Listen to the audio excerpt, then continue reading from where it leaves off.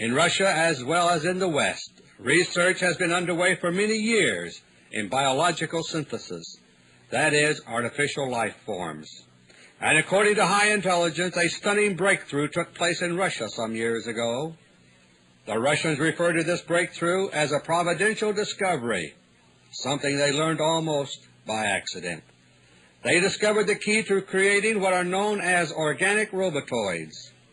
An organic robotoid is an artificial robot-like creature. It looks and acts exactly like a human being, and yet it is not human. A robotoid is alive in the biological sense, but it is an artificial life form. Robotoids respond to conventional routine medical tests in the same way as humans do. They eat, they drink, they breathe, they bleed if cut, and they can be killed. Robotoids can also think, but they think only in the sense that a computer thinks. Like any other computer, the brain of a robotoid has to be programmed for each assignment it is given. But unlike many electronic computers, the biological computer brain of a robotoid possesses an enormous memory. As a result, robotoids can be programmed to communicate and think in such complex patterns that they act human. Organic robotoids are remarkable creatures, but they have many drawbacks. They don't grow or reproduce, but must be manufactured one by one in the desired form. They also have a very limited lifespan, measured in months or even weeks, depending upon how they are utilized.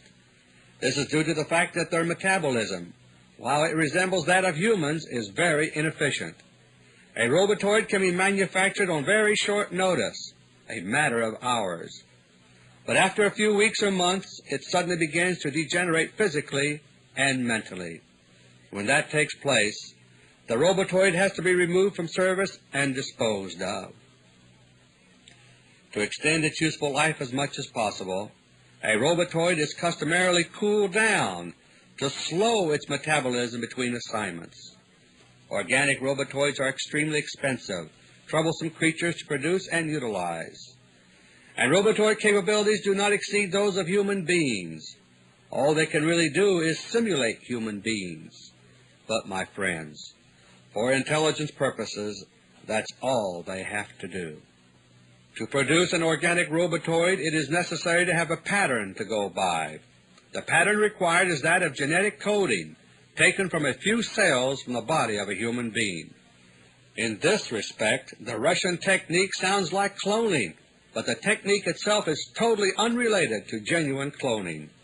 A robotoid is produced within a matter of hours, and it simulates the human donor at his current age. Like any man-made copy of anything, a robotoid is never a perfect copy of the human that is to be simulated. There's always small discrepancies in appearance and behavior, but these are seldom great enough to arouse any suspicion. Last month I revealed that the Russians can manufacture organic robotoids, which are almost exact carbon copies of real human beings. This is done by a process that simulates the genetic coding of the person to be copied. It sounds a little like cloning, but it's not. A clone of a human would itself be a human, but an organic robotoid is not human. It's an artificial life form, like an animal in some ways, but like a computerized machine in others. Every Russian robotoid has what is called a holographic brain.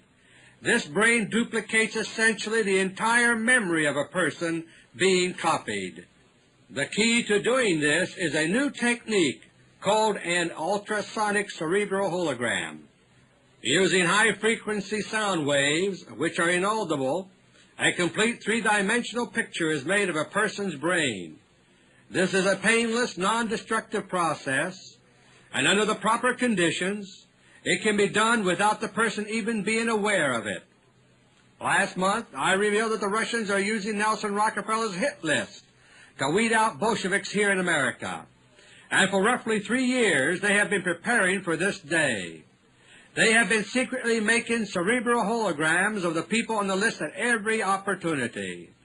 This has been done to every person on Rockefeller's list who has visited Russia or Eastern Europe in the past 3 years. When an organic robotoid is made to simulate, for example, our late President Jimmy Carter, two major factors are involved. One is the genetic coding required to simulate Carter's appearance, voice, fingerprints, and so on. The other is a holographic image of Carter's brain. This image is a complete record of the neuron patterns which existed in Carter's brain at the moment the hologram was made. Therefore, it contains all of the memory and knowledge Carter had up to that moment. When a Carter robotoid is made, the biological computer in its head is caused to form according to the holographic record of Carter's brain. However, certain portions of the robotoid computer are caused to deviate from the holographic record. The end result is a biological computer which has to be programmed, but which contains essentially all of Carter's memory, involuntary mannerisms, and the like. As a result, a Carter robotoid will automatically do certain kinds of things without the need for specific programming. For example, a Carter robotoid will seem to recognize old friends. That's because the computer memory of the robotoid reproduces Carter's memory of that friend. The holographic process puts it there automatically without the Russian programmers even having to know it's there. Organic robotoids are such amazing creatures that they are still a subject of questioning and debate. This is true even among the Russian scientists who made them a reality. For example, robotoids seem to have no true instinct for self-preservation. In this regard, they act like machines, simply doing as they are told to do. By contrast, both humans and animals generally have the instinct for self-preservation. Robotoids can be programmed for self-preservation, but they are equally willing, if willing is the word, to perform suicide missions. Exploratory one-way trips into space are only one example of this. If a space mission looks too dangerous to risk the life of an experienced cosmonaut, a robotoid can now be used. The robotoid copy of the cosmonaut is already trained the moment it's made, thanks to its holographic memory. Organic robotoids look and act so much like human beings that it's hard for us to get used to the idea that they are not human. But the Russians decided several months ago that the stakes are too high not to employ them, and so the silent Russian invasion of America by robotoids is now well underway. As of now, the White House and Cabinet are under complete control by Russia. According to my latest intelligence report, only one member of the Carter Cabinet is still alive.